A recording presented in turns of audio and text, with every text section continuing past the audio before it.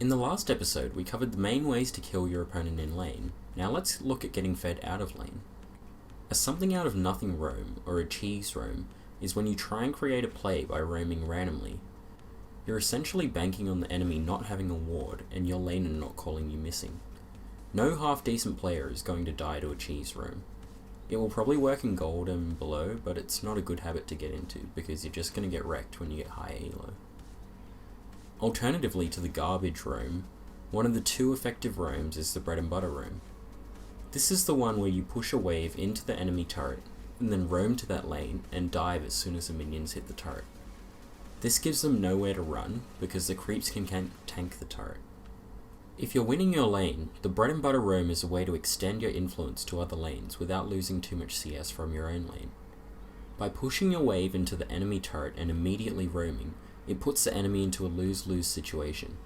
If they stay to last hit the minions that you've just pushed into the turret, they can't follow your roam in time. If they follow your roam immediately, however, they lose the minions to the turret.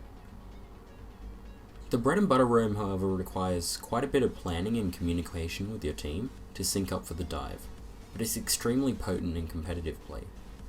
What you'll often see in competitive play is a lane swap combined with a build-up of a humongous wave of 15 or more minions, followed by a 4-man dive with the jungle in mid lane when the wave hits the turret. So here's an example of the bread and butter roam in action. In this clip, we convert a kill from Fiddle onto the Cassiopeia and take the mid turret. The cleanse from Cass is pretty abysmal, to be honest, but I don't think she would have survived anyway.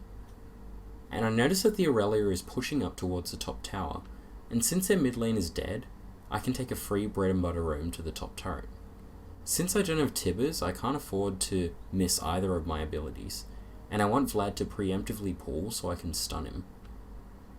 The correct play here is for Aurelia to walk up to Vlad and stun, but instead she blade surges, and since the Vlad is lower health, she only gets a slow. Unfortunately, I have to bait out the pull by walking up and pretending to stun, and the dive becomes a lot riskier than it should have been. The final roam, and the way you'll get fed most games, is the roam when something's happening roam. It doesn't matter what lane you're in, as soon as action is going down, you should immediately start walking there, or if you're top lane, looking for teleports. This means that bot lane runs to mid if a fight's going on, and mid runs to bot or top. The reason why it's almost always a good idea to start walking immediately is because even if it looks like your gank is going smoothly, suddenly the enemy jungler can turn up, a top laner can teleport down, or they might even be able to 2v3. Reaction rooms are a really good way to pick up random free kills that can snowball your lane for relatively little cost. Once you start getting to the higher elos, you'll find that the percentage of solo kills in lanes starts to decrease, and the kills that you get due to ganks and reaction rooms increases massively. When I play mid lane, I probably get my first kill off a reaction room in roughly 60% of my games, 20% off ganks and 20% off solo kills. Compare this to, say, Gold League, where I get 60 to 70% of my kills off solo kills in lane. The most common mistake that people have when doing this is the finish farming the wave before reacting strategy. In most cases this is a mistake, because getting there 2 seconds earlier can be the difference between a won or a lost fight.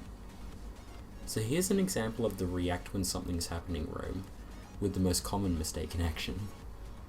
In this clip, I noticed Diana walking up towards the top lane. I make the critical mistake of clearing out the wave instead of instantly following her roam. Keep in mind, however, that it's also a mistake to immediately follow her while hugging the ledge. This is because she could be fake roaming and waiting to assassinate me when I go to follow. Instead, the better play is to follow her roam immediately, but instead hug the Razorbeak wall so it's too far for her Q to hit me. By clearing the wave, I'm a few seconds too late to save the Malphite from dying, which is clearly not worth the extra minions that I got. Like I mentioned previously, you can always turn around from an instant follow, but you can't make up distance if you're too late. By the time I get there, I managed to get 2 cleanup kills and now I'm 3-0. I end up snowballing this advantage and carrying it through for a win. So here you can see the power of the reaction roam and influencing the game outcome significantly. So to recap, we covered the unplanned cheese roam, which is almost always bad, the bread and butter roam, which involves pushing a lane into turret, then roaming to a side lane and diving it, and finally the reaction roam, where it's almost always better to move first, because you can always turn around. So thanks for watching, remember to like, share, subscribe, and until next time, peace out.